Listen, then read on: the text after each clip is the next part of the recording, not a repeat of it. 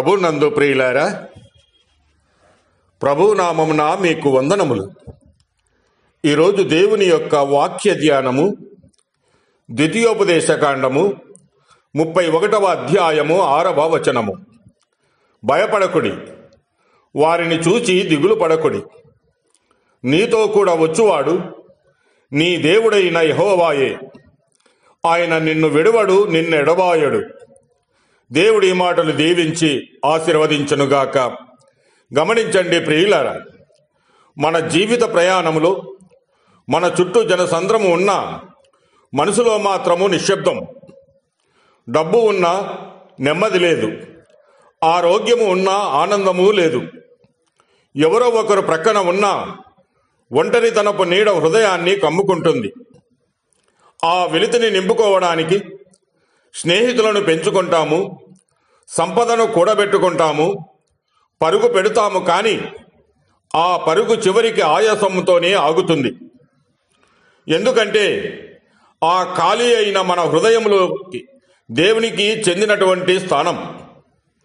దేవునికి చోటు ఇవ్వనంత కాలము మన మనస్సుకు నెమ్మది దొరకదు. క్రైస్తవులమనే పేరున్న ఆయనను హృదయంలో ఉంచుకోకుండా కేవలము చర్చి వరకే పరిమితము చేస్తాం.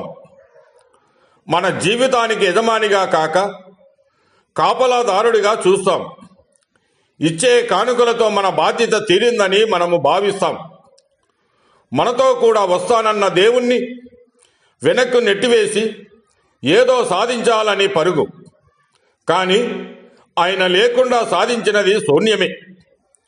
యాకోబుతో దేవుడు అంటూ ఉన్నాడు, నేను నీతో కూడా ఐగుప్తునికి వచ్చేదనని.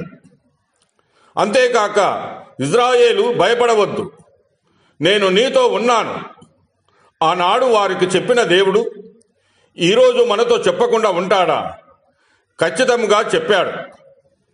ఆయన స్వరము వినబడాలి అంటే మనమే ఆయన దగ్గరకు రావాలి. మన భయాలకు కారణము దేవుడు దూరం అవడమే కాదు, మనము ఆయన నుండి దూరముగా ఉండడమే.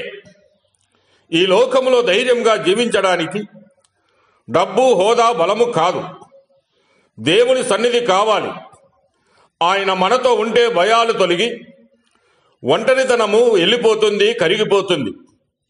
మరి ప్రియమైన సహోదరి, సహోదరుడా, నీ హృదయంలోకి దేవునికి చోటిస్తావా?